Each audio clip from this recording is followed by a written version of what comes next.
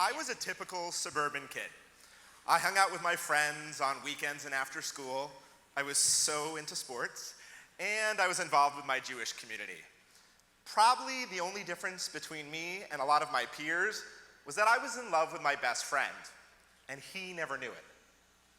Alex and I hung out after school together, we played sports together, so it wasn't your typical high school romantic comedy.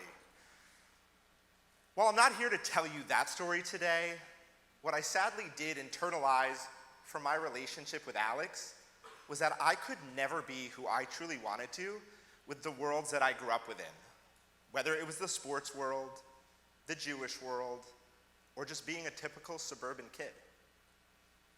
I didn't think to actually challenge that notion until I was 20 years old. I was reconnecting with an old friend who I had grown up with and gone to Chabad Jewish Day School with. Rachel was telling me how her life had changed where she went to school in DC, and I was telling her how my life had changed, where I went to school in Amherst, Massachusetts. And about halfway through the conversation, she stopped, looked around the coffee shop, told me she had a secret to reveal, that she had started dating women. In that moment, I froze. My heart was racing. I knew for the first time in my life, I was about to reveal my biggest secret. I also looked around the coffee shop, made sure nobody else was listening, told Rachel that I was in love with a guy. What Rachel did in that moment was she gave me the access, the keys per se, to launching my coming out story and someday maybe being an openly proud gay man. She would also become a great resource. Over the next few years, I remember going down to DC. The first time I went down, we were going out to a gay bar, my first time. We got in a taxi cab. There was one guy on my left, one guy on my right, one hand on my left thigh, and one hand on my right thigh. And I was like a frozen icicle. All of these emotions were running through me. Joy, fear, confusion. I really had no idea what that night would bring. What I did know was, it would be among the first opportunities that I ever had to build friendships, to have fun, and to access community. Now, Rachel represented just one of the worlds that I grew up within, the Jewish one. Yet, I was so into sports. I was at baseball and hockey practices almost every weeknight and weekend. And of course, among the vernacular in the locker room were tons of homophobic slurs.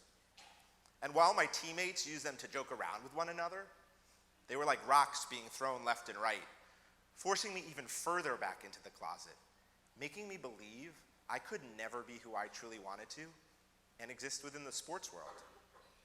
Yet I love sports, the camaraderie, the teamwork, the competition. I was hopeful that someday, in a different setting, it could change. So when I got to college, I majored in sport management, and I started working in the athletic department with my boss, John. I had hoped John would signal that change that I wanted to see in the sports world. Yet instead, what stood out about him was how he mocked me for missing Friday night games, or when I had to skip an assignment for a holiday. John always said I needed to figure out that Jewish stuff if I was going to be a real sports professional. Thankfully, John was not my only mentor in the sports world. About halfway through college, I met one of the most inspirational people I'd ever come across. Lori was a professor of mine and an athletic director at a nearby university. I remember the first few weeks of class, she gave a lecture on homophobia in sports, what she had experienced her entire life, being cast out, cut from teams, forced further back into the closet. It was like she was telling my story in front of the entire class. Our relationship continued the next semester, as she became my thesis advisor. While there was certainly academic merit to what we discussed, what stands out most to me even today is when Lori turned to me and said, "Ethan, I think you're actually homophobic against yourself, and that's stunting some of your coming out." Homophobic against myself? What was she talking about? It was everybody else who was forcing me further back into the closet. What Lori would show me is that I didn't need to perform anybody else's act or understanding of what it meant to be gay through my words or my actions. Moreover, I didn't need to subscribe to societal stereotypes of what it meant to be gay and exist in the sports world. Lori would help me gain access, the keys, to owning my own sense of self and being. What Rachel and Lori did was gave me confidence, but I didn't really have any other gay friends. I wasn't really out to my community at UMass. So the only place I knew where to go next was UMass Hillel, the place that I was almost every Friday night, that I had the opportunity to lead several different organizations. And so it was a natural conversation when I approached the Hillel director. I said, Rabbi Saul, what could potentially help me in my coming out? We talked about a conference for queer Jewish college students. Rachel had invited me down. He said, absolutely, Ethan, you should go. It'll be amazing. Kind of turned to him and said, I can't really afford to go. That day, he pulled out his Hillel checkbook and he paid for my flight. I went down to that conference and it changed my life. I met people who grew up like me, who struggled with similar things, who were both stereotypically gay and non-stereotypically gay. And I came back to UMass with all of this momentum, and I literally ran to Rabbi Saul to talk about what could be a next step in my coming out. And he said, why don't you give a talk at Hillel about being gay and being Jewish? At Hillel, the place that knew straight Ethan, including all of my Orthodox friends, would they accept me? He said, well, it would be empowering for you, but you could potentially help others who are living with closeted identities. And that's what got me, that I could help others. I gave that speech, and it was the starting point for so many magical things that semester of making friends and building community, dating, and thinking about what was next in my life. Graduate school. I had a decision to make about where I was going, and the geographic decision was based off of where I thought I could explore what it was like to be gay and so many other things. A brother, a son, an athlete, a Jew. So of course, I went to Boston University, and the first place I went was B.U. Hillel. The UMass one was so empowering for me. I walked into Hillel, and I tried to start a gay and Jewish club. I got a few awkward stares, but I thought, hey, maybe people didn't know me, or some students were uncomfortable with the idea of a gay and Jewish club. We pushed through, and the first program we put on was when we brought in the author of the book, God versus Gay. And I remember going up to the Hillel director that night. I said, Rabbi, it would be really important for me if you would come hear what this author has to say. He turned to me.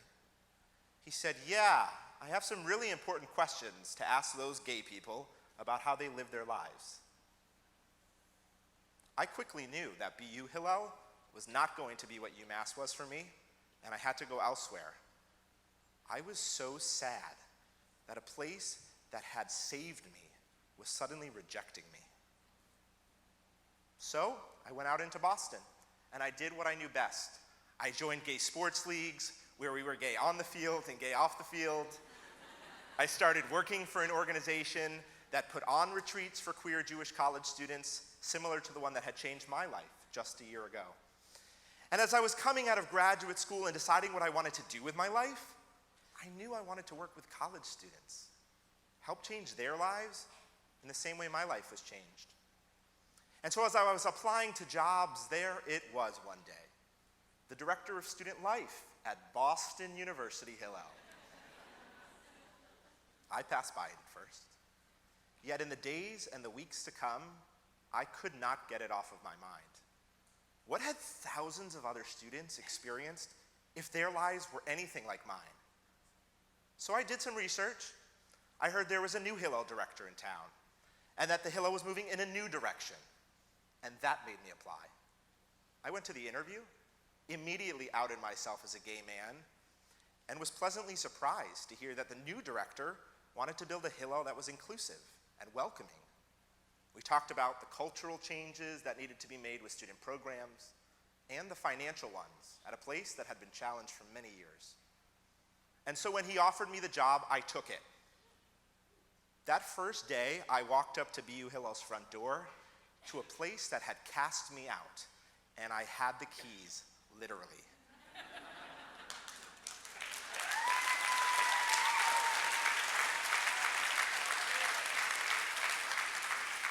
I learned a couple of interesting things those first few weeks. One, the student hiring committee had vocally shared that they did not want somebody like me hired in the job. Two, the former Hillel director had told all of the other staff that I was a gay recruiter, there to turn people gay. Like, dude, that's not a thing. We had our challenges in front of us.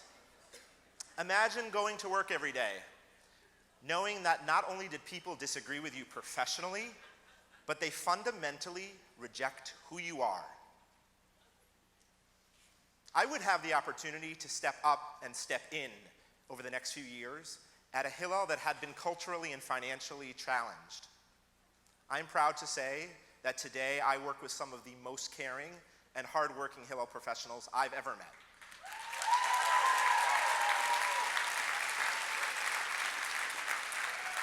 That have helped to bring BU Hillel so much vitality. It was because of Rachel, Lori, and Rabbi Saul that helped me understand that I was good enough just the way I was, that I did not need to change, and nobody else did. You see, we at Hillel have great power. Mentors over the past years at Hillel, and even because of several in this room today, helped me understand that everybody deserves the keys to the car. That it doesn't matter what your skin color is, or if your parents' bank account is at a certain level, or if your sexual orientation or gender identity merge with everybody else's. We are good enough just the way we are.